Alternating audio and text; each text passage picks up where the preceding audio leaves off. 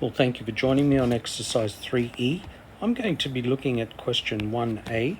This is solve the following quadratic inequalities by the method of your choice and verify your solutions by graphical method on a calculator. Well, we won't do the graphical method on the calculator. Let's just solve it, and we'll use if it factorizes, then let's use factorizing. If it doesn't, let's use quadratic formula.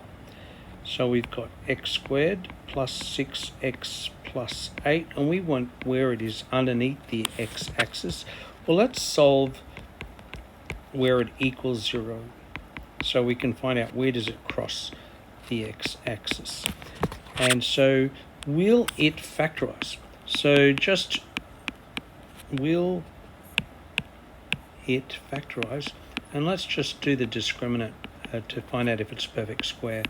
If b squared minus 4ac is a perfect square, it will factorize. So b squared, 6 squared minus 4 times 1 times c, 36 minus 32. Yes, it's a perfect square, and so it will factorize. So let's factorize.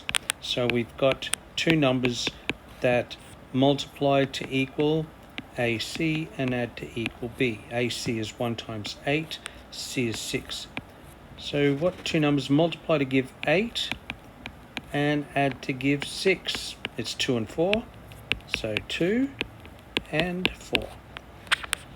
Therefore, solving this, x plus 2 equals 0. Therefore, x is equal to negative 2. Or x plus 4 is equal to 0. That bracket could be 0, or the other bracket could be 0. So x has to be negative 4. Now, we know that it's a happy graph because a is a positive.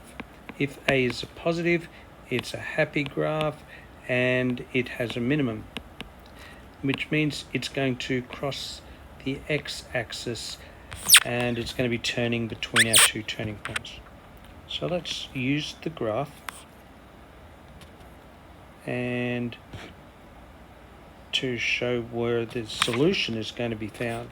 So I'm going to put the x-axis here, and I won't draw it, I'll just put the markers on the, and let's put negative 2, negative 4, 2, 4, 6.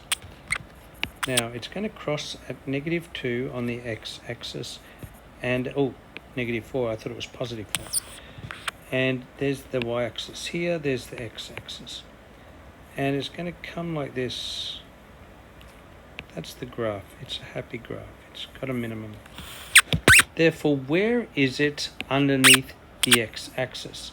It's underneath the x-axis between negative 4 and negative 2. Therefore, the solution of our equation is,